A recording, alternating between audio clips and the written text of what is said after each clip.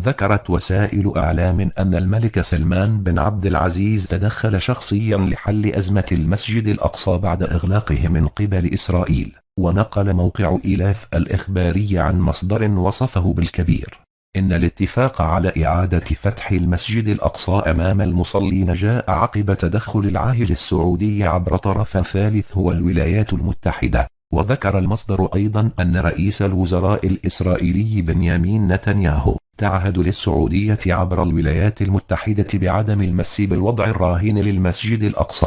وبشأن أجهزة الكشف عن المعادن لفت المصدر الكبير الذي استند إليه موقع إيلاف إلى أن هذا الأمر أصبح اعتياديا في الأماكن المقدسة بسبب الإرهاب الذي يضرب بدون تمييز في أكثر الأماكن قدسية للديانات المختلفة. وأفاد موقع إيلاف بأن نتنياهو دعا المسؤولين السعوديين إلى زيارة المسجد الأقصى للاطلاع على الأوضاع على الأرض، لكنه لم يتلق رد على دعوته.